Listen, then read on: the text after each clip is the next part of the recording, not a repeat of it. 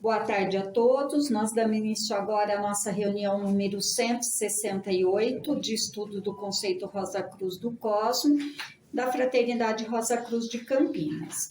Nós vamos estudar hoje as terminologias Rosa Cruzes, do capítulo 4, Renascimento e Lei de Consequência. Nós estamos na parte 6 dessa lição e hoje nós vamos conversar especificamente sobre uma história notável que é relatada nesse livro.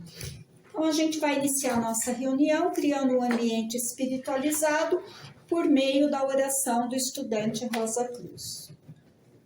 Oração do estudante Rosa Cruz. Aumenta o nosso amor por Ti, ó Deus, para que possamos servir-te melhor a cada dia que passa. Faze com que as palavras dos nossos lábios e as meditações dos nossos corações sejam sempre agradáveis à Tua presença, ó Senhor, nossa força e nosso exemplo. Então, agora nós vamos iniciar a leitura do capítulo.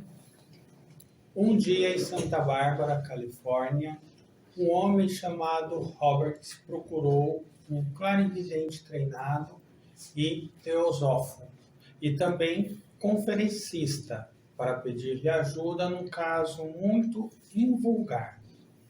O Sr. Roberts passeava pela rua no dia anterior, quando uma menina de uns 3 anos correu para ele, abraçou-lhe os joelhos, chamando-o papai. O Sr. Roberts indignou-se, julgando que alguém procurava atribuir-lhe a paternidade da criança.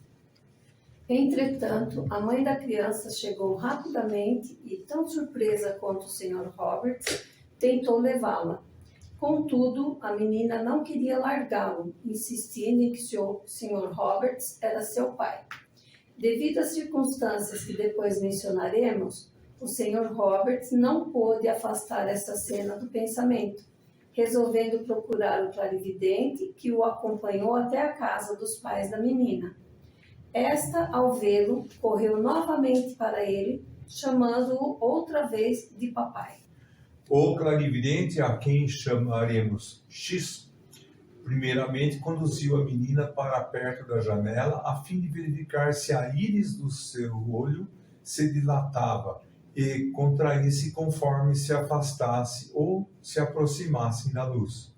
Isso comprovaria se alguma outra entidade que não fosse a legítima dona estava de posse do corpo da menina, posto que o olho é a janela da alma e nenhuma entidade obsessora pode controlar essa parte do corpo. Concluindo que a menina era normal, o clarividente passou cuidadosamente a inquirir a pequena. Depois de paciente trabalho efetuado durante a tarde e com intermitência para não a alcançar, eis que ela contou. Vivera com seu pai, o Sr. Roberts, e outra mamãe numa casinha solitária, de onde não se via nenhuma outra casa. Próximo havia um riacho, em cuja margem cresciam algumas flores. Nesse momento, a menina correu para fora, trazendo na volta umas pequenas flores de salgueiro. E havia uma tábua sobre esse riacho, tendo sido advertida para não cruzá-lo, pois havia o perigo de cair nele. Um dia o pai abandonou-as, a ela e à mãe, para não mais voltar. Quando acabaram os alimentos, sua mãe deitou-se na cama, onde ficou muito quieta. Por fim disse singularmente: então eu também morri, mas não morri. Eu vim para cá. Era a vez do Sr. Roberts contar a sua história. Há 18 anos vivera em Londres, onde o pai era cervejeiro. Aproximando-se pela jovem criada da casa, o pai se opôs, mas ele casou e fugiu com ela para a Austrália. Ali rumaram para o campo, construíram uma pequena granja e edificaram uma casinha junto a um riacho, exatamente como dissera a menina. Então eles tiveram uma filha. Um dia Quando ela tinha perto de 2 anos, o pai saiu cedo com destino a uma clareira, algo distante da casa. Ali, um homem armado lhe deu voz de prisão, alegando que ele fora o autor do roubo de um banco justamente na noite em que deixara a Inglaterra. O Sr. Roberts pediu, então, que lhe fosse permitido ver a sua mulher e filhinha. O guarda recusou, julgando se tratar de uma armadilha para fazê-lo cair nas mãos dos confederados, e obrigou-o, de arma apontada, a caminhar até a costa. Dali foi enviado à Inglaterra e submetido a julgamento, quando pôde provar sua inocência. Muito tempo se passou até que as autoridades atendessem seus constantes rogos para que fossem buscar sua esposa e filha, as quais já presumia quase mortas de fome naquele país selvagem e isolado. Mais tarde, uma expedição foi enviada à cabana e não encontraram mais que os esqueletos de ambas. Entrementes, o pai do Sr. Roberts havia morrido, e embora o houvesse deserdado, seus irmãos dividiram com ele a herança. Então, completamente aniquilado, viajou para a América. O Sr. Roberts exibiu, na ocasião, algumas fotos suas de sua esposa e da filha. Por sugestão do Sr. X, foram elas misturadas com certo número de outras e mostradas à menina, que sem vacilar assinalou as fotografias de seus antigos pais, mesmo tendo o Sr. Roberts mudado bastante em seu aspecto físico. Bom, então na reunião de hoje a gente vai estudar alguns termos ou aspectos, né, da filosofia Rosa Cruz, que é mundo do desejo, morte antes dos 14 anos, corpo de desejos, clarividência, né? Nós vamos falar de clarividente involuntário e voluntário e pupila dos olhos. Então, para começar, né, vamos recordar um pouquinho o que é mundo do desejo. Alguém quer falar o que é mundo do desejo? Não? Então vamos lá, né? O mundo do desejo é, na realidade, o mundo onde a gente forma os nossos desejos, os nossos sentimentos e as nossas emoções. Então é daí que vem o impulso que a gente tem para a ação, tanto quando a gente está aqui na região química do mundo físico, como também quando a gente está vivendo lá no mundo do desejo após a nossa morte. Então, no mundo do desejo, nós temos o purgatório, que é localizado nas 3 regiões inferiores, no purgatório é onde as nossas más ações, ou más obras, ou maus atos que foram praticados na vida, né, quando a gente termina uma vida aqui nesse mundo físico, a gente vai para o purgatório e lá essas más ações, elas vão ser expiadas pelo sofrimento. E com isso, na próxima vida, ela vai se manifestar para a gente enquanto consciência. Então, é isso que a gente chama, né, da voz da consciência. Às vezes a gente fala assim, a minha voz da consciência me alertou disso. Ela alertou para a gente não repetir os erros do passado. No mundo do desejo, nós temos também o primeiro céu. O primeiro céu, ele está localizado nas 3 regiões mais elevadas. E lá é onde a gente revive e assimila o resultado do bem que a gente praticou na última vida, né? Portanto, no mundo do desejo, ele nos dado a qualidade de retidão. E ela, assim como, né, do purgatório, a gente vai ser impedido, vai ser lembrado para não repetir aquilo, né? Na qualidade de retidão do mundo do desejo, a gente também tem um impulso para o bem. Então, a gente tanto tem, na próxima vida, o impulso para o bem, como a repulsão para o mal, que é dado por esta qualidade de retidão que nós formamos. Vamos relembrar um pouquinho para falar de morte antes dos 14 anos, acho que é legal a gente lembrar um pouquinho o que acontece quando a gente morre aqui no mundo físico. Então, quando uma pessoa ela morre em circunstâncias normais, durante 3 dias e meio após a morte, ela vai repassar o panorama da última vida dela. O panorama é aquele processo onde a gente vai reviver de trás para frente, ou seja, do momento da morte até o momento do nascimento, a nossa vida. Então, essa vida vai se desenrolando, vai passando em nossa mente, né? Em quadros, mostrando tudo o que aconteceu nessa vida. Quando a gente encerra esse trabalho, a gente é impelido a entrar, então, no mundo do desejo, a entrar na região do purgatório. Neste processo todo, a gente fixa as experiências que a gente viveu aqui, encarnado, nos 2 éteres superiores, que é o luminoso e o refletor do corpo vital. E essas experiências, elas são amalgamadas no nosso corpo de desejos, tá? Os veículos superiores, que são o corpo vital, ou melhor, né? Os éteres luminoso e refletor do corpo vital, o corpo de desejos e a mente, neste momento, ele abandona o corpo físico e leva consigo o átomo semente do corpo denso.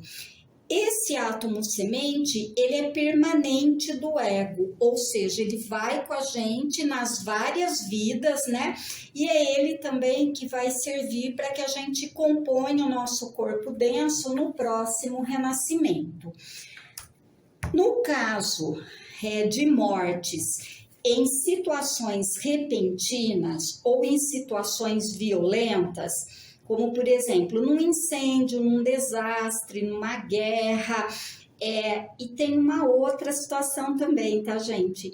Quando há muita lamentação de parentes ou de amigos ao redor do corpo que está sendo velado, o que acontece nessas situações? A pessoa que acabou de morrer, ela não consegue concentrar no seu panorama da vida.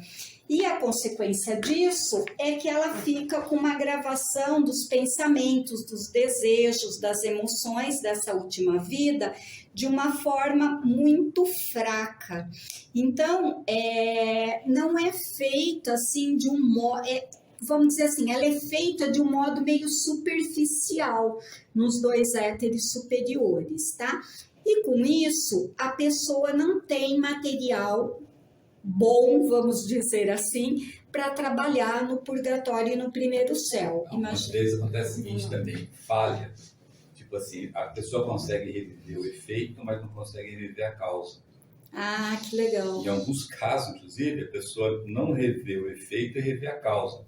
Então, na hora da necessidade de utilização, é descartável, porque você tem que rever. Você tem que ir lá ver o efeito e causa, que é a base da sua vida celeste, né? Então, se falta isso, ele é descartado. Então, essa lição, né, promovida pelo nome causa e efeito, ela é descartada. Então, fica totalmente... É como se fosse uma fita, antiga nossa fita de videocassete, que de vez em quando estava aquele puro, né? Então, mais ou menos isso, estava aquele puro. Então, o que acontece nesse caso, né? A pessoa não consegue passar pelo purgatório para reviver e expurgar tudo que ela fez de mal, passar por todo aquele processo de sofrimento mesmo no purgatório, e ela também não consegue passar pelo primeiro céu para ter os sentimentos de alegria com o bem que ela praticou. Portanto, né, é muito difícil dizer, mas o que acaba acontecendo? A colheita da vida, ela praticamente se perde, né? E como, né, o nosso processo, o nosso Deus, o nosso processo de evolução, as oportunidades, a bondade divina, né, nos dá muitas chances para contrabalancear esse grande desastre que seria, né? O espírito, ele volta e entra na próxima vida terrena, só que daí ele morre na infância. Então é o que a gente fala da morte antes dos 14 anos. No que se refere... Deixa eu só falar uma coisa que é interessante que eu lembrei. Quando a gente fala assim, mas a pessoa morreu e aí ela não conseguiu reviver o padrão de vida. Poxa, se Deus ele é perfeito, se os anjos do destino são perfeitos, por que permite isso acontecer, já que o prejuízo vai ser para a pessoa? O que permite, então, acontecer de morrer numa situação em que o padrão de vida não é gravado? O que permite acontecer? Já pensaram nisso? Quem que permite acontecer isso? É a gente, né? É a Pelos gente. nossos atos. É a gente com nossos atos, porque nós temos livre-arbítrio. A gente se coloca... A lei de causa. A gente se coloca em perigo, muitas vezes, à toa. Né? Muitas vezes a gente morre de bobeira. Tem muita gente que morre, caiu, bateu a cabeça, morreu, tropicou e morreu. Então a culpa é nossa. A culpa não é do processo. Isso eu quero dizer, entendeu? A culpa é nossa. Agora, a correção do processo, como você acabou de falar, que é o que você vai dizer, é coisa divina. Né? Porque eu falo assim, já que você tem o livre-arbítrio e você faz besteira, deixa eu corrigir essa besteira para você, entendeu? Porque você sozinho não vai corrigir. Né? Então é isso, entendeu? Então, tipo assim, não é que Deus não é perfeito, nem que o processo é perfeito. Agora, nós é que somos imperfeitos, nós estamos caminhando à perfeição. Então, essa imperfeição nossa é que causa esse tipo de coisa. Mas eu posso saber disso antes? Pode. O seu horóscopo está lá, com todas as tendências que você vai poder passar, vai, de repente, partir dessa para uma pior, não para uma melhor, né? Porque você vai perder o plano disso. Está lá nos seus tempos. Só que a gente tá aí, né? Esse é o mais difícil, né? Se acontecer esse exemplo que a Rê acabou de colocar e você falou, a gente perder essa oportunidade de conseguir fazer um panorama correto e completo, a gente está se atrasando mais ainda, porque a gente perdeu a oportunidade dessa vida de fazer. O seu Munhoz, que era um profissionista bem antigo, eu conversando, uma rodinha conversando, ele falou uma coisa muito interessante. Ele chegou assim na Fraternidade da Cruz, não bravo, mas assim meio indignado. Aí, sabe, meio assim, sabe, não, aconteceu isso. Ele tinha ido num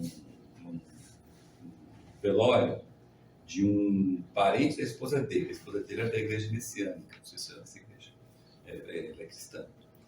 E eles estavam no velório e estava tudo bem no velório, calmo, tranquilo. Aí chega lá uma irmã desse cara que está morto lá, que eu não via esse cara há mais de 20 anos, só que a hora que descobriu que o cara tinha grana, apareceu lá. E ela começou a chorar e gritar. Ele ficou tão indignado com aquilo, porque ele sabia que aquilo vai atrapalhar o panorama. Ele pegou a mulher, sem conhecer, pegou a mulher pelo braço aqui. E a hora que o Munhoz é uma moça de pessoa, sabe? Ele era uma educação. Uma graça de pessoa. Ele também ficou tão nervoso, tão bravo, que ele pegou a mulher assim e quase que arrastou ela para fora. A mulher na hora parou, falou, nossa, esse cara vai me bater, né? O pastor chegou e deu uma dura nela. Deu uma dura nela e pediu para ela respeitar, e papai não é assim. E ela falou para ela assim, eu sei que você está aqui. Você está aqui para ter emprestado o dinheiro dele. E agora está fazendo escândalo para quê? Mas deu uma dura na mulher, que a mulher foi embora e sumiu. Foi embora. E daí, porque na frente da Cruz, toda assim, indignada, mas não é possível. Estava tudo certinho lá, estava passando o panorama de vida tranquilo. Aí, por causa de uma pessoa daquela, podia acontecer isso que você acabou de falar. Muito complicado, né? Então, aí acho que vem uma pergunta, né? A gente vê muito a pergunta, por que as crianças morrem, né? Principalmente daquelas pessoas que não acreditam em vida após a morte ou que se sentem inconformados pelas mortes de criança.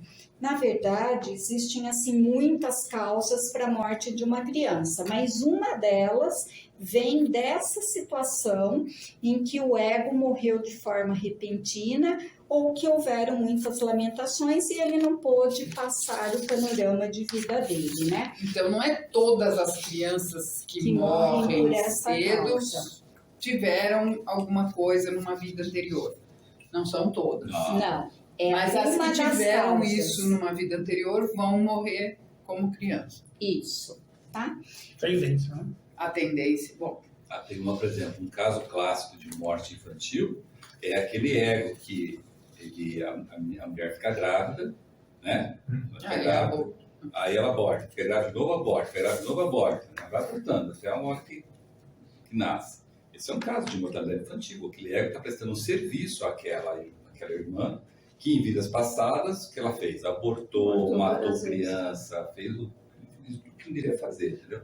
Aí ela vem com essa disposição toda de ser mãe e tem que sofrer esse processo, que é angustiante. Um aborto natural, ele é terrível nesse sentido. Né? Bom, então, para evitar que o ego que não pôde colher o que semeou volte a cometer os... Porque o que acontece? Se a gente não passar pelo purgatório e primeiro céu, na próxima vida, a nossa grande tendência é voltar e cometer os mesmos erros vida após vida, porque o processo do purgatório e do primeiro céu, ele ajuda a formar, então, aquela qualidade de retidão. Então, para evitar que isso se perca, a gente volta e morre antes dos 14 anos, né? Antes do nascimento do corpo de desejos, que o corpo de desejos nasce aos 14 anos, e ali, então, ele morre antes disso. Aí eu tenho uma pergunta que, na realidade, é uma dúvida minha também, e que eu peço ajuda para a gente, porque como aqui também é uma reunião de estudos, né? Em algumas partes da lição, eu vi assim que o ego ele vem com o corpo de desejos da vida anterior. Eu não sei se isso está certo ou errado, né? E em outras partes eu vi assim que o corpo vital, o corpo desejo e a mente permanece com o espírito em transição no segundo céu. Então eu fiquei um pouco na dúvida se eu peguei informação errada ou se assim a gente traz esse corpo de desejos vital e a mente com o que é da vida anterior, porque me parece que faz mais lógica.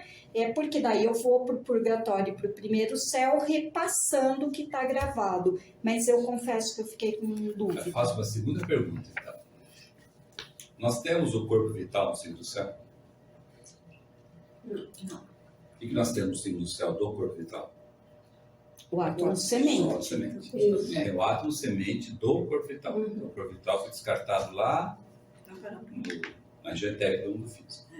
O corpo vital, não temos o corpo vital. Então, nós temos o átomo semente do corpo vital, nós temos o átomo semente do corpo de desejos também no seu nós estamos em corpo de desejos lá no Isso, então acho que é legal a gente fazer essa... Nós temos o átomo semente do corpo vital, que não necessariamente tem a ver com a vida anterior. Muito bem. Porque o corpo vital nasceu na vida anterior. Né? Nasceu. E aí, se ele nasceu, ele tem a marquinha dele lá, já atualmente. O corpo de desejos que nós temos, que esse ser vai ter lá, ele não nasceu na vida, porque ele morreu antes. Então, é o mesmo corpo de desejo da vida anterior. Então, o átomo semente do corpo vital, que não é do corpo, não é só do corpo vital da última vida. É todo o processo. Agora, o corpo de desejos é o corpo de desejo da última vida. E a mente? É da última vida? Não tinha nascido ainda. Então é da última vida. Por isso que a criança lembra. Isso, que é o que vem na sequência. Pode falar. Mas agora tá claro. Pode falar quem tá... Eu, Terezinha. E aí o corpo de desejos vem, né, da última vida com menos o mal que foi expurgado lá no purgatório, não é isso? Não foi expurgado, porque na última vida, se ele morreu de morte repentina, que é aquela causada por guerras, tal, ou por muitas lamentações, ou trágicos acidentes, então ele não passou pelo purgatório e primeiro céu. Por isso que é uma oportunidade de ele vir e morrer antes dos 14 anos, e ter o corpo de desejos da última vida, porque agora é que ele vai ter a oportunidade de passar no purgatório e primeiro céu. Com todas as qualidades e defeitos daquele último corpo de desejo. A mesma coisa da mente. A mesma mente da última vida é a mente que ele vai ter agora, com todas as qualidades e defeitos. Porque ele não experimentou, ele não passou as experiências daquele corpo de desejo naquela mente. Então, tem que passar. Então, vem junto aqui. A questão do corpo vital tem que ser o átomo semente, inclusive, porque o corpo vital ele é construído em cima do corpo denso. E o corpo denso precisa do material do papai e da mamãe. Entendeu? Então, o papai e a mamãe dele que tem que dar de novo material para construir o corpo denso. Então, o corpo vital não pode ser novo. O corpo denso do corpo vital é 0 bala, certo? E o corpo de desejos e a mente é o recalchutado da última vida. Isso é de uma beleza imensa, apesar da gente saber a dor que é para um pai e para uma mãe que perde um ego na infância, o que também fazia parte do cenário de provas para esse pai e para essa mãe. Mas isso alivia muito no sentido da gente saber que é uma oportunidade que está sendo dada para um outro ego, né? Para um ego que teve uma vida e não pôde aproveitá-la, vamos dizer. Então, pode falar. Tem uma apresentação, acho que foi a Sueli que fez do corpo vital, e lá a gente foi debatido bastante isso, do nascimento dos corpos. É interessante, se alguém quiser aprofundar, estudar lá, ver essa apresentação, porque ela fala muito do nascimento de cada um. Então, o que acontece, né? Como o Carlos falou, né? É por isso que a gente lembra, porque como a gente vem com o corpo de desejo e a mente da última vida, a gente lembra do nascimento. E esse espírito também, ele se sente geralmente atraído por pais e mães da vida anterior, né? Ou por uma pessoa muito próxima da vida anterior. Então, esse corpo denso, né, agora, é o veículo dos... esse corpo de desejos que deveria nascer aos 14 anos e que não vai nascer, ele traz, então, os desejos e as emoções da vida passada, tá? Bom, em função disso, as pessoas, então, podem recordar das vidas anteriores, tá? Quando o ego morre antes dos 14 anos, o que acontece com o espírito? Ele vai direto para o segundo céu, onde ele recebe as instruções e as lições objetivas. Então, ele não vai passar pelo purgatório e pelo primeiro céu. Então, peraí. Ele vai ter esta experiência gravada, mas ele não vai passar pelo purgatório e primeiro céu. Ele vai para o segundo céu e é lá que ele vai receber as instruções e as lições objetivas que ele precisa aprender para formar a qualidade de retidão e para não repetir na próxima vida. Então, aí o que acontece, né? É como se tivesse uma ponte entre a última vida e a próxima vida que foi construída para permitir todo este aprendizado, tá? Mas na primeira vez que ele morreu de acidente, vamos supor, na guerra, tal, isso, aquilo, ele também ele não passa pelo purgatório e pelo primeiro céu. Ele também vai para o segundo céu. Ele poderia ter essas lições lá nesse momento. Ele não passa. Ele passa. Ele passa, mas ele não aprende nada. Muito pouquinho. Se ele tivesse uma fita de 1 hora, né, ele vai ver 5 minutos só. Então ele perdeu todo o restante do negócio dele. Ele passa. Ele passa pelo porque purgatório, primeiro céu, ele vai para o segundo céu. É quase que impossível não ter nada gravado. Sempre tem alguma coisa gravada, entendeu? E essa coisa gravada é um pouquinho que ele passa. Ele só não passa quando ele morre antes dos 14 anos. Ele leva essa experiência, mas ela vai ser trabalhada no segundo céu, isso. Tem que pensar assim, se corpo dentro, corpo de desejo nasceu, se nasceu o corpo de desejo, vai passar pelo purgatório e primeiro céu. Tá. Como não nasceu... Tu vai passar. Na próxima vida. O tempo de vida que vai ter lá depende do tamanho do panorama de vida. Normalmente, lembra, o purgatório é 1/3 da sua vida, mas depende do que você está gravado lá, você vai passar 1/5, vai passar 1 segundo lá, passar entendeu? Depende do que foi gravado, mas você passa, fica marcado lá. Tá? Só que a maior parte das lições você perdeu, então é essas lições que vão ser corrigidas por esse processo de mortalidade infantil. Legal, E vai ser corrigida. E a Regina falou uma coisa muito interessante, presta atenção, a Regina falou uma coisa muito legal. No segundo céu, que lições que ele vai aprender ali? Vai aprender, lembra? No segundo céu ele vai para a escola, lembra disso? Vai para a escola, Isso. em cursos. Isso. Cursos que são esses? Qual é a disciplina? Isso que ele deveria ter aprendido. Naquele corpo de desejos que ele não conseguiu gravar. Ele vai aprender lá. Tanto é que o Max Tendel fala Ele vai ter lições lá para quando ele voltar e ele colocar em prática. Igual as lições que ele deveria ter tido Exatamente. no purgatório e no primeiro céu da última vida. Por exemplo, o Max Tendel fala que esse ego, quando nasce na próxima, ele nasce com umas qualidades muito interessantes. Ele nasce num patamar interessante. Porque ele aprendeu as lições sem a necessidade de passar pelo sufoco nosso aqui do corpo denso e das obrigações que nós temos aqui. Ou seja, ele tem todo o tempo do mundo lá no segundo céu. Não é igual aqui nós que temos um tempo curtinho, entendeu? Então, o Marcelo fala que esse tipo de pessoa, normalmente, nas próximos nascimentos, é aquela pessoa que vem com aquela garra, aquela gana de, pô, quero viver, ter aquela felicidade, não sei o quê, né? Advindo dessa... Isso é bem legal o que o Carlos falou, porque ele nasce pronto para retomar o seu lugar no processo exato de evolução que ele deveria ter se ele tivesse feito todo o panorama da vida, né? Então, seria como se ele tivesse levado um tempo mais, vamos dizer assim, tendo que ter uma encarnação, vamos dizer, meio que intermediária, vamos dizer assim, né? Bom, então, quando a criança ela retorna no segundo nascimento, ela alcançou o mesmo crescimento normal, ou um crescimento normal tão pleno quanto se ela tivesse passado por um processo de morte natural, tá?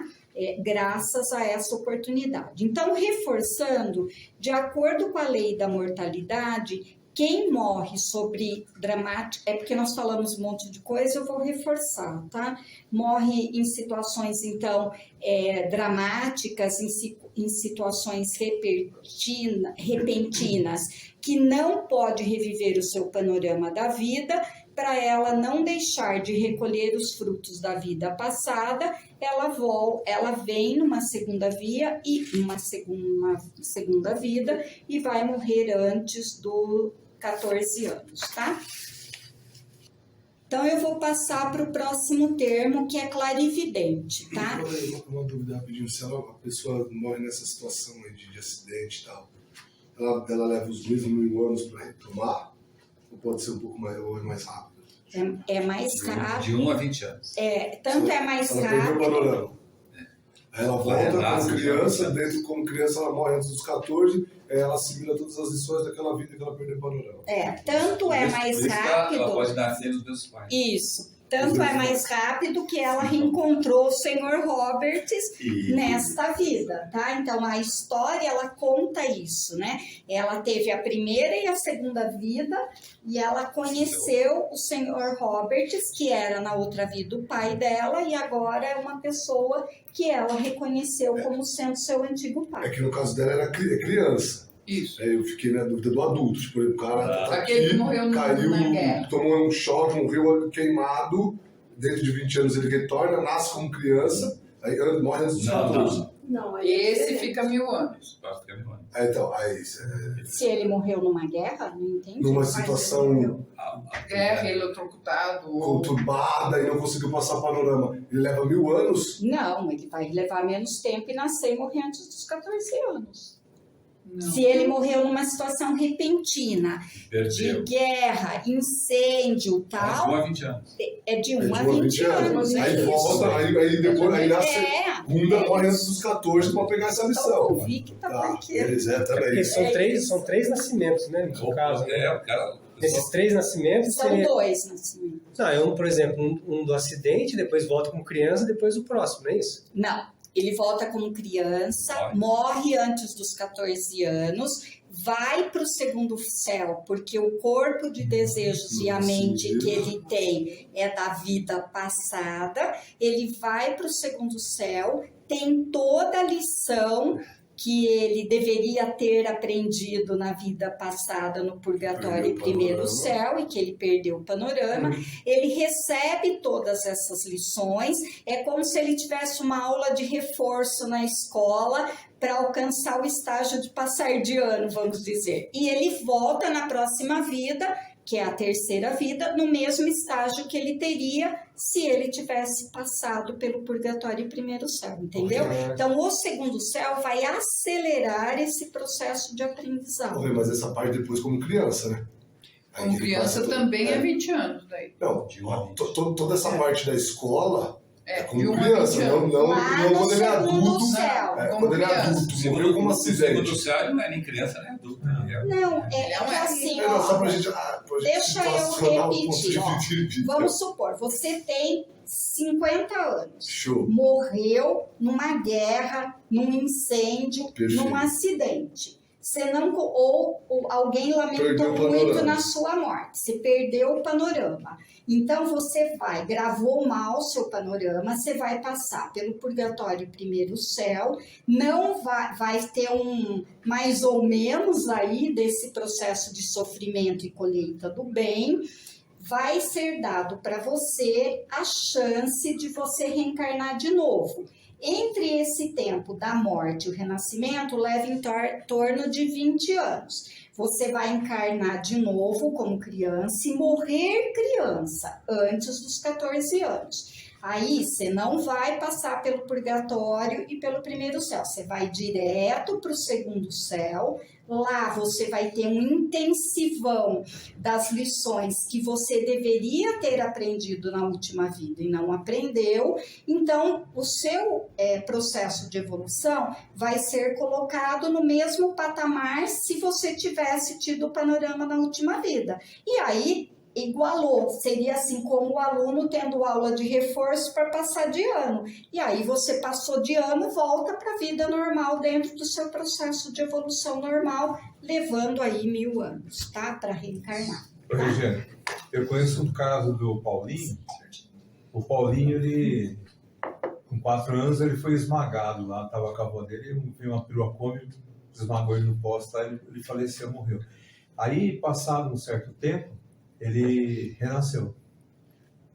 Menos de 4 anos ele nasceu outra vez na mesma família. Só que aí teve um agravante. Os pais eram céticos. E ele olhava para o quadro e falava assim: eu, Paulinho, desde criancinha. Quando ele foi mais para a escola, ele não se enquadrava com a turminha dele, ele se enquadrava com os antigos amiguinhos que ele tinha antes de morrer. Mais velhos amigos. Mais velho, tudo mais velho. Então, assim, a moçada começou lá com os 14 querendo namorar, e ele totozinho, assim, a mesma história, queria participar de tudo igualzinho. É o cotoquinho, assim. Era um barato. E era interessante que a família ficou que não acreditava de gênero, e ele contava do tio de branco, tio de falar que queria ver. Aí foi um parto para achar esse tio de branco, porque chegaram na cidade e falaram assim: bom, quem que usa branco? É dentista, cabeleireiro, médico, enfermeiro. Aí foram passando por um, até que chegaram no Rosa Cruz, lá, que era dentista. Aí marcaram um encontro. Vocês imaginam o abraço que um deu no outro? É uma coisa, quase que sumiram, virou um corpo só. Legal. E aí, esse Rosa Cruz contou que ele fez parte da didática de estudo daquele Rosa Cruz lá, uma coisa específica dele, acompanhar esse caso dessa criança que quando faleceu. E você vê como que são os anjos relatores, eles são tão perfeitos no negócio que eles foram lá e colocaram de volta naquela família, porque aquela família era cética. Como didática, assim, uma coisa. Eles foram obrigados, aí os pais sentaram e falaram: O que o senhor tem que ver? O senhor de branco, assim, dentista, o que tem que ver com essa criança aqui? Aí ele tentou contornar o assunto, aí eles insistiram, daí ele contou. E ele acompanhou desde o momento que aconteceu. Assim. Aí eles foram obrigados a deixar de ser céticos, né? Por isso que eu falo, né? Nada que acontece nesta vida, então este ego reencarnar numa família é um processo de oportunidade para esse ego que morreu, mas é uma oportunidade para todo mundo. A teia do destino, ela é muito lógica. Eu venho numa família ou para trabalhar com algumas pessoas que vão passar pela minha vida só por um período, mas ela teve uma causa para passar naquela vida com você por um período. Ninguém passa aleatoriamente na nossa vida, tá? Por isso que a gente deveria aproveitar em máximo os aprendizados, né? E quando a gente olha a nossa vida, a gente vê alguns aprendizados a gente aproveitou e outros talvez a gente vá vir de novo com essa mesma pessoa porque não terminou o relacionamento por amor. Então, nada na vida da gente acontece por acaso, tá tudo tecido na teia do destino. O Tiago ficou claro? Ficou. Tá? Eu fico com uma dúvida. Nesses acontecimentos de mortes repentinas, a gente pode considerar, de alguma forma, a força do acaso também na vida material, além das forças causais? Ou seja, depois o renascimento vem corrigir o acaso para fazer um renascimento, depois morrer aos 14. O que você chama de acaso? O que você chama de acaso? Eu chamo de acaso, ele não está programada a morte dessa pessoa nesse evento repentino. Né? Não, ela está e o acaso levar a uma morte que não estava programada, além da possibilidade que já foi citado aí, que era a possibilidade da gente causar, né? Por vontade própria, a possibilidade, o que eu estou questionando é a possibilidade da existência do acaso além da questão causal, que é o que a gente consegue enxergar com mais clareza. Né? Mesmo que o acaso seja corrigido depois, posteriormente. Na realidade, não é acaso, né? A nossa vida ela é feita de possibilidades. As possibilidades, todas as possibilidades, todas, sem exceção, estão colocadas no seu horóscopo. Todas as possibilidades, sem exceção. Então não existe acaso, existem efeitos de causas que você coloca em ação. As causas que você coloca em ação são possibilidades. Você pode colocar ou pode não colocar. Por exemplo, você pode ter lá uma tendência a ter uma doença mortal em você. E essa doença nunca ser ativada, porque você nunca colocou a causa em ação para o efeito doença aparecer. A mesma coisa dessas mortes repentinas. Ela acontece porque você colocou uma causa. Você colocou a causa. Colocou uma causa de perigo, por exemplo. Se eu vou participar de uma guerra, eu já coloquei uma causa. Eu abri possibilidades de morrer de uma bomba, de qualquer coisa assim. Então, não existe casualidade, existe possibilidades. Causalidade não existe na natureza. Existem possibilidades. Então, a lei de causa e efeito, ou lei de consequência, ela é a que rege tudo isso. É que muitas vezes a gente não consegue identificar a causa cujo efeito deu aquilo, porque falta para a gente discernimento, que é um dos exercícios esotéricos, falta observação, que é outro exercício esotérico. Então, a falta desses exercícios faz com que muitas coisas que a gente vê parece que nasceu do nada. Pô, aconteceu do nada. Né? Tem um filme que nós assistimos aqui, aquele Amor Além da Vida, né? É isso? Poder Além da Vida, que ele explora muito isso. De uma pessoa que não tinha observação e discernimento, para uma outra pessoa que tinha, ensinou essa pessoa como fazer. Certo? Ensinou, no caso de Rosa Cruz, ensinou como fazer esse exercício para fazer.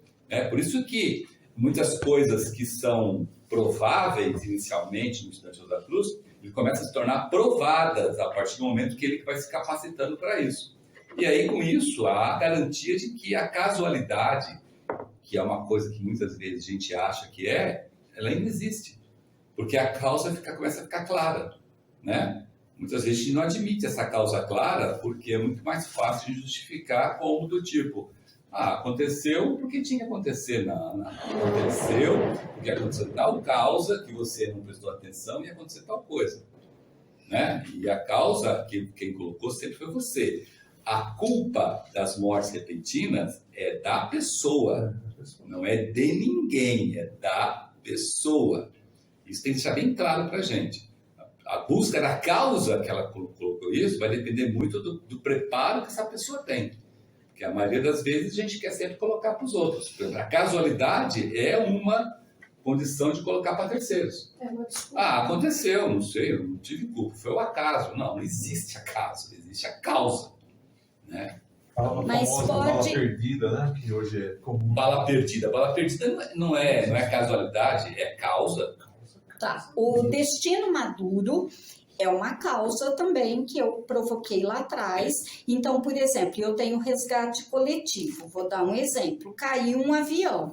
Provavelmente, e aí morreu todo mundo que tinha um destino maduro para cumprir ali naquele momento e coletivamente. A pergunta é, esta pessoa que morreu ali, não passou o panorama, muito provavelmente ela vai voltar no nascimento como criança. Tá bom. E essa questão de destino coletivo deixa bem claro isso. O destino coletivo tem a mão forte dos anjos de destino em colocarem as pessoas naquela situação.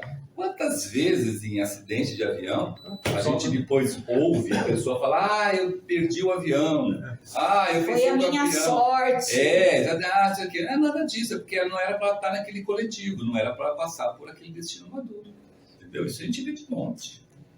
E aquele que morre todos e sobra um? Então, exato. Podemos ir para o próximo, pessoal clarividente?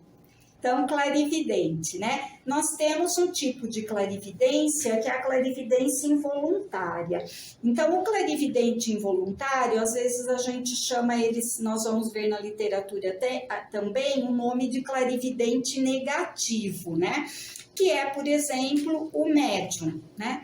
O que é esse clarividente involuntário? Esse clarividente, ele possui a frouxidão entre o corpo vital e o corpo denso e que faz com que ele consiga ver os mundos invisíveis, os mundos invisíveis. Internos, tá? Só que ele não consegue escolher nem quando ele vai ver e nem o que ele vai ver. Então, ele vê, às vezes, quando ele não gostaria de ver, né? Então, a gente já viu relatos de pessoas que dizem assim, passei em frente a um cemitério e vi lá uma série de imagens que eu não gostaria de ter visto. E, às vezes, ele nem sabe o que fazer com aquilo que ele está vendo. Esse é o problema. O problema de ver quando você não quer ver ainda tal. O que dá mais angustia no caso desse é você ver o que você não quer ver e não ter a competência de fazer alguma coisa para resolver aquilo. Isso. Ou até para ajudar aquilo. Você nem sabe por que você está vendo aquilo. Quando a clarividência negativa, entre outros, tem esses dois atributos que é angustiante. Tanto é que tem muita gente que quando tem isso não sabe, a pessoa ou acha que está louca, ou ela vai para bebida, droga, fumar. Ou ela tenta de todo jeito se livrar da clarividência, né? Porque ele não é senhor dessa capacidade. Controle. Ele não tem controle e ele é incapaz de obter informações reais desse mundo invisível, né? Então ele começa a ver um monte de coisa de forma nebulosa, muitas vezes. Ele não consegue fazer uma interpretação clara do que ele está vendo. Então, além dele ter uma confusão disso, ele pode passar para outra pessoa também uma informação errônea, né? Quando eu procuro um médium negativo, eu posso ter uma informação errônea, e não vou nem dizer que é de má vontade, mas é porque a pessoa não conseguiu fazer uma leitura clara, né? Tem uma boa intenção, mas boa intenção o inferno está cheio. Então, isso acontece porque os vórtices, né, do corpo de desejos, ele gira na direção oposta dos ponteiros de um relógio. Então, se a gente pudesse ver o corpo de desejo dessa pessoa, a gente ia ver esses ponteiros, esses vórtices, né, girando na direção oposta de um ponteiro de relógio, tá? Perguntar, o médium, ele já pode nascer sendo médium ou ele tem que fazer alguma coisa? Tipo, ele tem que fazer algum exercício para desenvolver, vamos dizer assim, né? Todos nós nascemos, agora vamos dizer assim, a criança ela vê porque ela tem essa frouxidão e depois quando a gente vai crescendo a gente perde essa capacidade de ver os mundos invisíveis, né? Então a criança no natural dela, ela tem essa possibilidade, por isso que a gente fala, brincava com os amiguinhos imaginários e tal. Depois, à medida que a gente vai crescendo, a gente perde essa clarividência. Agora, responde aí, Ângela, a questão que você falou. Ela pode ter a tendência de ser um clarividente.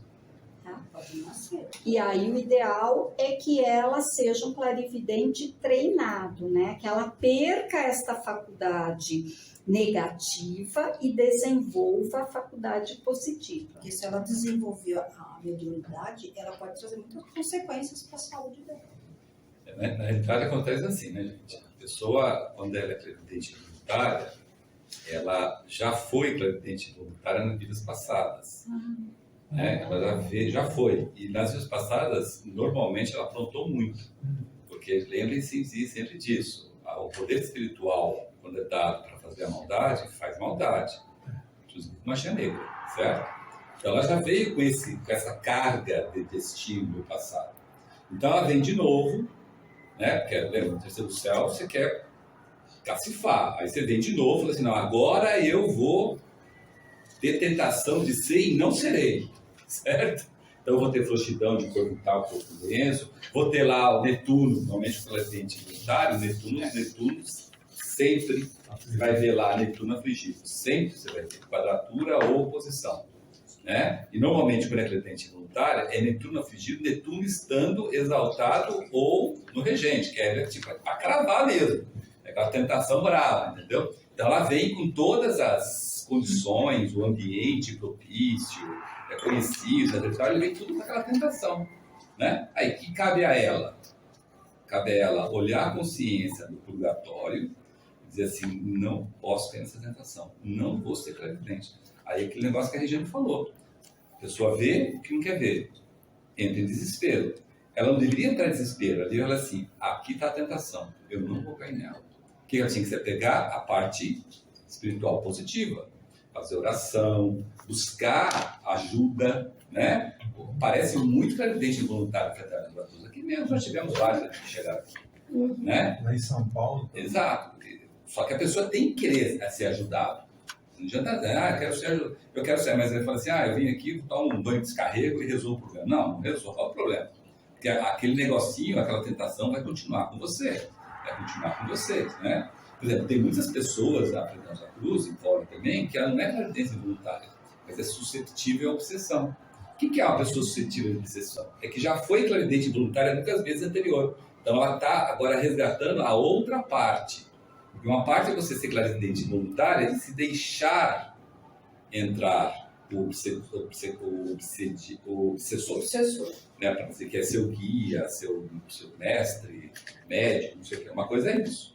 A outra coisa é você não querer que ele entre.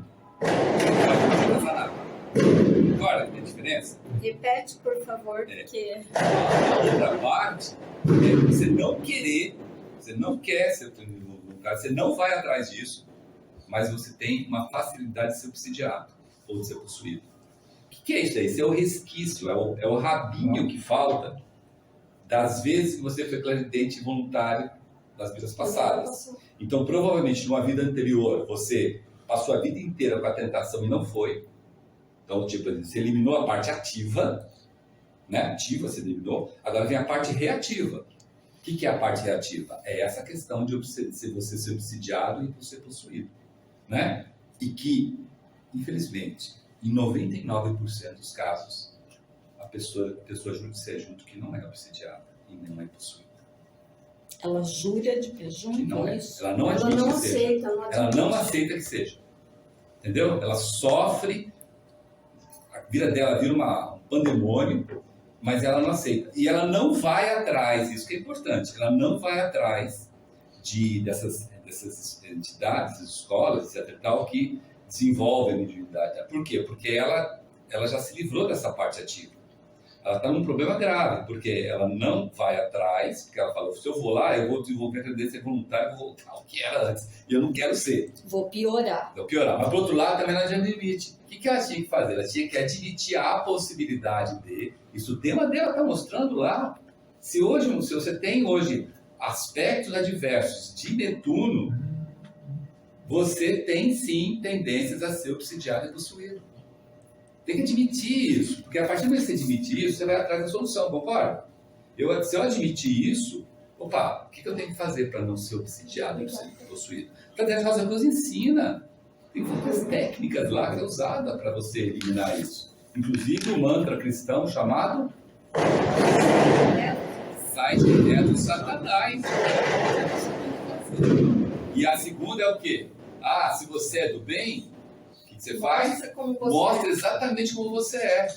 Porque se aquilo for um obsessor ou um elemental que quer te possuir, o que ele faz?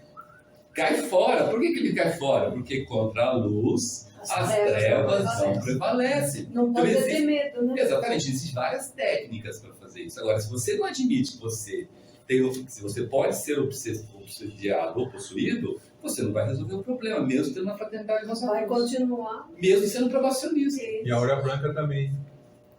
A aura branca, então, são várias técnicas. Né? Você tem duas aqui, mas tem muitas técnicas na fraternidade Rosa Cruz que ensina. Mas a pessoa tem que admitir. Ela tem que admitir. Se ela não admitir, ela não resolve o problema. E vai continuar. Aí na próxima vida, de novo, vem o obsessor. Quando não, o obsessor toma conta da vida dela aqui, e mesmo sendo probacionista, ela passa a vida inteira sendo obsidiada. Ou possuída. Certo? Entendeu? Nós já vimos casos desse tipo aqui. Sim, aqui mesmo, não. Então não é história da carochinha, não. Na fraternidade lá em São Paulo, de vez em quando aparecia aquele povo de olho aberto assim, ó.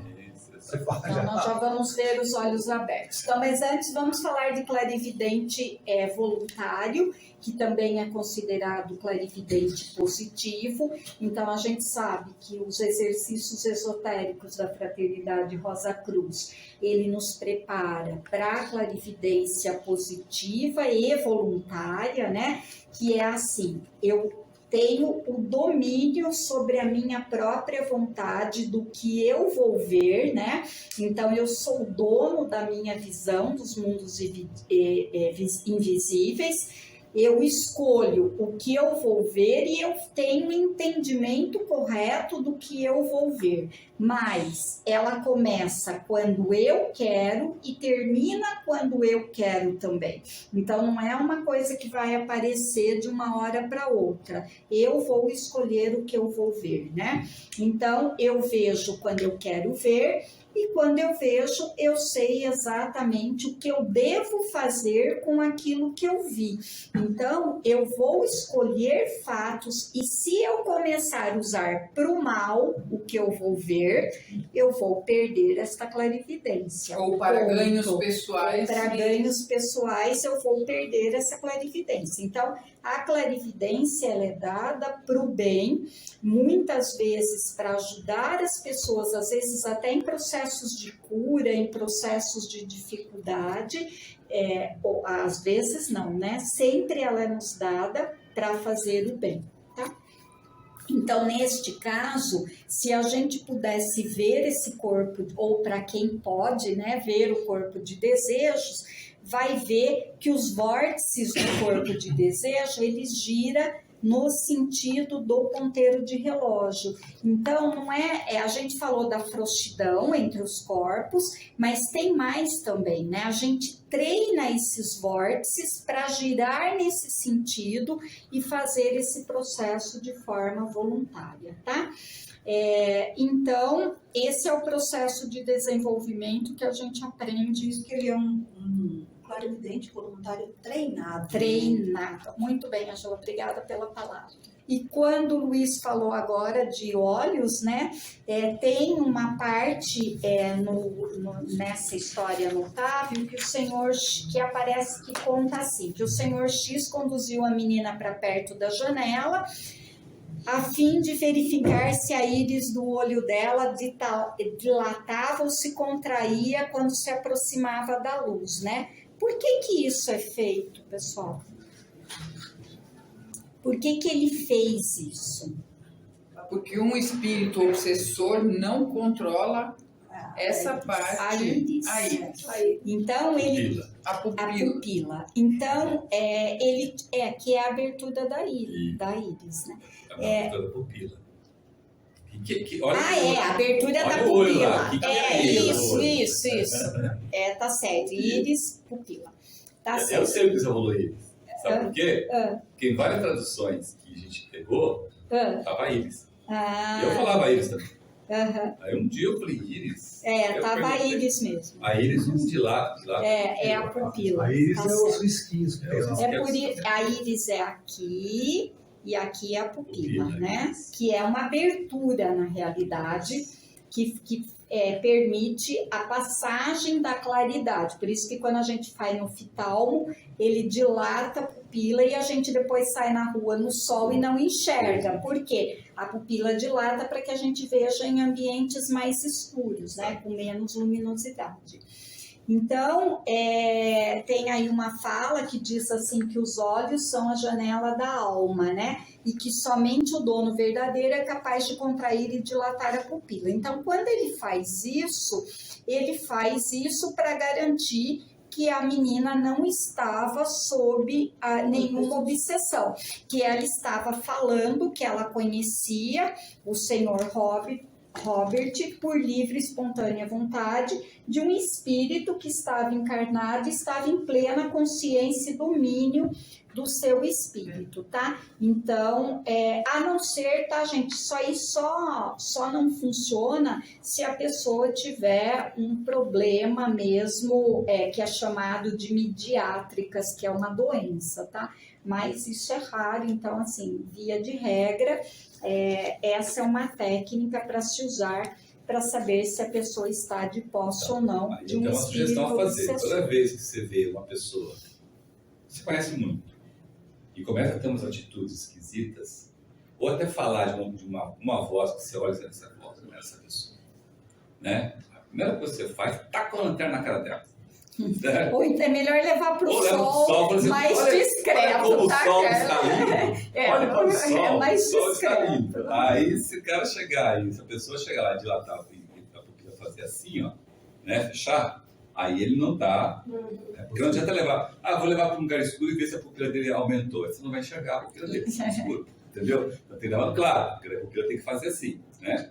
Se a pupila não mexer... Não mexer, aí você vai atrás do exame para verificar se ele tem essa doença.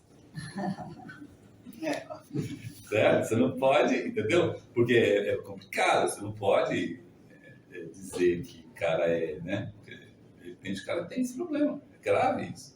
Então, hoje a responsabilidade da gente para identificar... Porque a doença não é rara, né? A doença existe mesmo. Existe. Então, você pode... mas é 1 em 1 milhão. Aí esse cara está no 1 de 1 milhão, entendeu? Essa pessoa.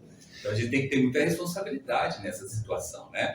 Porque o caso de obsessão e possessão, toda vez que termina... Acho que eu já falei isso, né?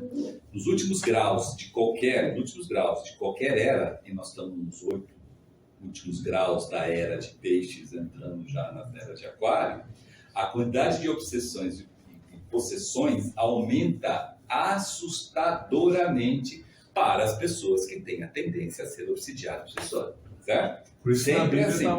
Sempre assim. Mas também... Oi? No começo da era também? Não, só no final.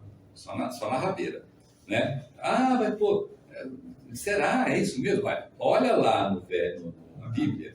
Na época que o Cristo chegou, ele estava lá nos 8 últimos graus da era de Áries para entrar na era de Peixes. É por isso que eu perguntei. Olha lá para você ver o que acontece com o São João Batista. De monte. Tinha de monte de gente obsidiada. Só que lá a obsessão era bem pior do que hoje, porque não tinha o Cristo. Então, as obsessões... Ensinou, né? mesmo ensinou a expulsar os demônios. Os demônios são obsessões. Mas as obsessões que tinham lá é bem pior que tanto é que as obsessões de lá matavam muito. Matava a pessoa, fazia a pessoa suicidar, suicídio era um caso gravíssimo, e matava os outros. Então era uma obsessão muito mais violenta do que hoje.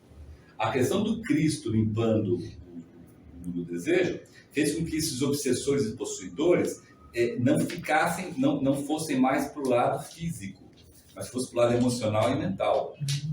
Entendeu? Por isso que hoje ele é um pouco mais perigoso do que lá.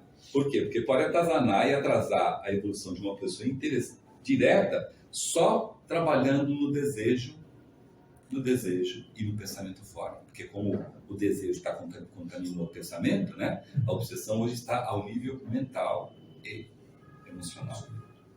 É muito mais difícil a cura nesse sentido. Muito mais difícil a cura nesse sentido. Entendeu? Porque depende, por isso que eu falo, depende da primeira pessoa querer ser curada, para depois começar o processo de cura. Sendo que lá no passado foi mais fácil expulsar os demônios. Até que na Bíblia assim, tem várias passagens lá para você conversar com o demônio, lembra disso? E o demônio identificar você como ser poderoso e cair fora. Não é assim? Estava lá na Bíblia. Então, hoje em dia não tem como ser. Hoje em dia não é prudente você fazer isso, porque existem metodologias e processos muito melhores. Você chegar lá de peito aberto e pode vir que eu dou conta. Não dá conta, não, certo? Tanto é que não dá conta que ele pode pular da pessoa de lá e possuir você. Obsidiar você, que está tudo certinho, bonitinho e acaba indo pro buraco, entendeu? Por causa dessa... achando que você é o gostosão da parada. Você não é o gostosão da parada. E a pessoa tem que ter a vontade. Naquele livro Auxiliares Invisíveis, existem lá centenas de casos que é contado, né, que está lá no nosso site, dessas questões do risco que tem, né, do risco, do cuidado que tem que tomar para esse tipo de coisa. Tá? Mas de qualquer maneira, são irmãos e irmãs que tem que ter compaixão, tem que ajudar, sempre. Mas a pessoa obsediada, ela fica louca, né? No caso. Alguns casos sim, outros casos não. Fica assim. Nem sempre. O pior do obsessor é aquela pessoa que está obsediada e que ela trabalha só na parte emocional e mental. Então é a pessoa que se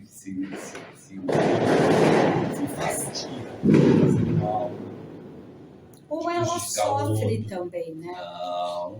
Não, a pessoa sofre. Isso. Mas o obsessor se agrada disso. Só esse negócio de puxar o tapete, pisar no pescoço, entendeu? Jogar uma pessoa contra a outra. Você pode dizer que então, com o obsessor ele fica dando sugestão, joga sugestão para a pessoa. Falou a palavra. Ela joga sugestão para fazer a pessoa fazer. Isso. E a pessoa faz. E o pior, sabe o pior das contas? É que muitas dessas pessoas, elas têm satisfação nisso. Então, quando uma pessoa chega para você e fala assim, eu fiz uma coisa com fulano ali que, olha, foi muito bom, você tinha que ver como ela merecido.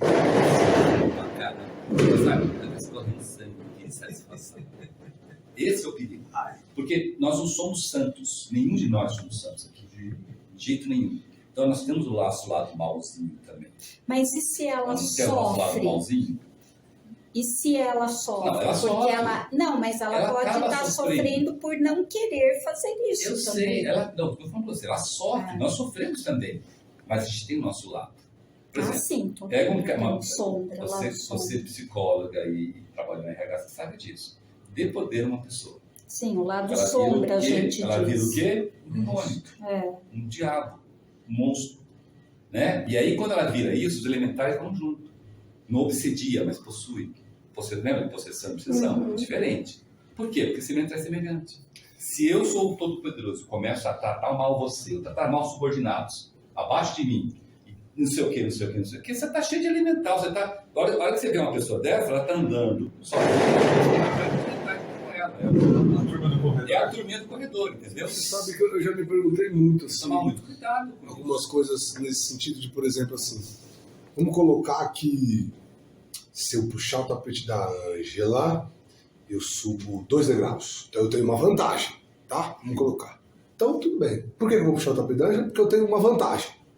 Ok. Quero subir na vida. Isso, vou usar um adjetivo aqui que não seja correto, mas tudo bem, é aceitável, tá? Você tá jogando contra um time, então você vai dar tudo pra ganhar deles lá e vai quebrar a perna de quem vai quebrar. Ok, você tem um objetivo. Agora eu te pergunto, quando puxar o tapete da Ângela, que é de outra área, que não tem nada a ver comigo, que não faz o menor sentido, e eu tenho a oportunidade de puxar, eu puxo, mas eu não vou ter absolutamente nenhum tipo de ganho, a não ser o de ver ela cair. Eu não tenho nem ela caindo ou continuando em pé, na minha vida não muda nada, mas eu me esforço, eu me empenho para puxar o tapete dela para derrubá-la. E eu já vi talvez centenas ou dezenas de casos desses que eu fiquei pensando o que é que o outro ganhou e tentar articular e tentar entender. Satisfação emocional. Tem ganho, gente. Sim. Nada É o não tem mesmo ganho. caso, sem tirar nem pouco. É o mesmo caso da pessoa que está triste, chateada, não sei o quê, e vai lá, faz uma compra de alguma coisa que ela não tem nem condição de pagar, mas aquela compra satisfaz. Quantas e quantas pessoas compram esse tipo de coisa? Você chega em casa e fala, ai, comprei. Não precisa. E R$900. Não precisa. Não precisa. Me satisfez porque eu comprei. Muitas vezes até nem precisa comprar roupa. Ai, consegui roubar. Entendeu? Ela não ganha nada com isso, mas ela ganha satisfação emocional. O corpo de desejo dela interior fica enorme. Mas isso teria uma pitada de obsessão? Não. A obsessão vai ser o elemental que vai chegar junto. Que vai ficar dando as... Vai começar a falar assim, opa, esse cara aí deixou a porta meio entreaberta, eu vou chegar. Aí ele começa a sugerir as coisas. Pô, tá vendo? Você puxou o tapete dela, você deu a satisfação. Se você puxar mais de 2 tapetes agora da região do Glauco, vai dar 2 satisfação para você. Se você puxar da região do Glauco e da Sueli, vai dar 3 satisfações para você. Não quer dizer que você está obsedado, não. Obsedado, Pode ser, mas você está alimentando o seu lado inferior de desejo. Está possuído. Isso. Possuído, isso. Lembra da obsessão? A obsessão, ele entra na Não, parte não do seu sai. corpo, ou parte ou inteira a obsessão. O possuído, ele opera na parte da sugestão. Isso. Eu já vi. Também no nosso Nesse tema, caso, então, pode carimbar que está possuído, que tem essa sugestão? Ou pode ser também só o lobo, pode ser só o lado inferior? Está vendo a tentativa. Se essa tentativa é repetitiva, é porque você já está possuído. Por isso você tem que sempre falar, sai de reto Satanás. Claro que você fala sai de reto Satanás, o elemental foge, porque o elemental, lembra, ele é um ser de uma onda de vida inferior a nós. Ele não aguenta a hora que o dono do corpo aqui chega e fala, sai de reto Satanás. Ele vai embora. Ele fala, meu Deus, nossa, esse cara sabe. Opa, peguei coisa errada. Agora, quando ele dá a sugestão, a pessoa fala assim, vamos experimentar, quem sabe funciona. Aí ele fala, opa, esse é meu. chama mais aí, chama aí que eu achei um carinha aqui bom. Porque pode ser também uma prova do seu tema conviver com este poder, vamos dizer. Você nasceu para aprender a conviver com o poder. Aí você começa a usar mal o poder, você atrai a limitagem. Não quer dizer que você está obsedado ou possuído. Quer dizer que você pode ter esta prova, né? Como assim tem pessoas que têm a prova de querer estar na alta, no topo, ou em cargo, ou na mídia, né? E aí é só uma questão de atração. Você começa a cair na prova no momento que você começa a pisar no pescoço das outras pessoas. Para atingir isso. Há um caso que eu... Não necessariamente você está obsedado ou possuído. Agora você vai atrair isso. É um caso que conta lá no livro, só para exemplificar esse caso. Tinha um cara que tinha, ele era um cara normal, e ele começou a satisfazer em fazer o mal para as pessoas. Fazer o mal para a pessoa, o que é? Roubar dinheiro de ceguinho, fazer lá, esses malzinhos assim, sabe? Botar o pé na frente do outro, dar empurrão de pessoa idosa para cair, essas brincadeiras sem graça que dá satisfaçãozinha, que pra gente é ridículo. Mas a pessoa começou a fazer isso, começou a fazer isso, pô, legal. O cara era sozinho mesmo, estava meio isolado e tal, e começou a ver nisso lantejos de emoções positivas, sabe? Para ele, posições para ele. Bom, então aí houve o quê? Os elementais chegando, certo? Os elementais começou a chegar, começou uma sugestão aí, ó, tá vendo? Empurra aquela pessoa ali, empurra aquela pessoa lá no metrô, no trilho de metrô, vai lá, então, ela cai no metrô, né?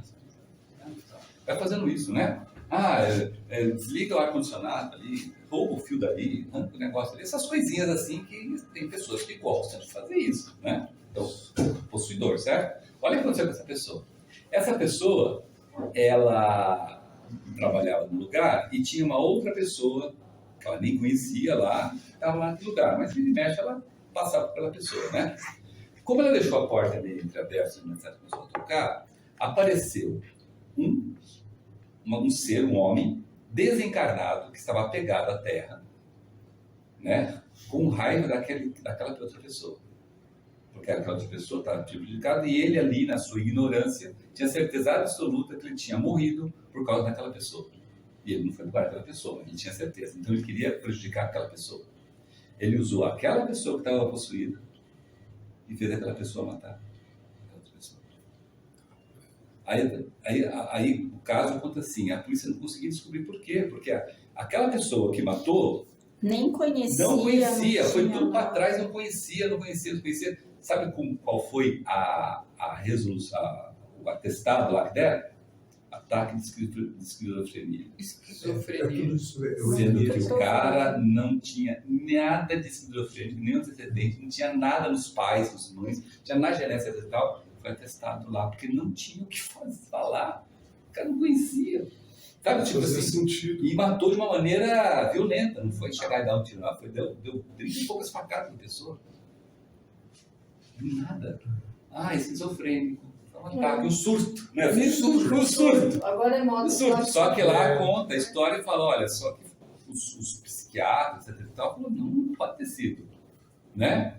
Aí conta lá, não, mas tem que colocar alguma coisa aqui, porque senão vai ficar mais um caso sem e tal, não sei o quê. Questão, né? Foi dentro da empresa, pô, não souber, vamos achar que a empresa é mal assombrada, que a empresa não sei o quê. Tudo por, né? Entendeu como chega a situação? Porque ele deixou meio entreaberto só. Foi praticando, né? Quer dizer. Então, pessoal, dessa forma a gente encerra a reunião 168, onde a gente viu aí uma história notável, onde a gente viu vários termos Rosa Cruzes, né? E a gente fecha, assim, a reunião de hoje através da oração Rosa Cruz. Não te pedimos mais luz, ó Deus, senão olhos para ver a luz que já existe. Não te pedimos canções mais doces, senão ouvidos para ouvir as presentes melodias. Não te pedimos mais força, senão o modo de usar o poder que já possuímos. Não mais amor, senão habilidade para transformar a cólera em ternura. Não mais alegria, senão como sentir mais próxima essa inefável presença, para dar aos outros tudo o que já temos, de entusiasmo e de coragem. Não te pedimos mais dons, amado Deus, mas apenas senso para perceber e melhor usar os dons preciosos que já recebemos de ti. Faze que dominemos todos os temores e conhecemos todas as santas alegrias, para que sejamos os amigos que desejamos ser, para transmitir a verdade e conhecermos, para que amemos a pureza, para que busquemos o bem, e com todo o nosso poder possamos elevar todas as almas a fim de que vivam na harmonia e na luz de uma perfeita liberdade. Que as rosas floresçam em vossa cruz.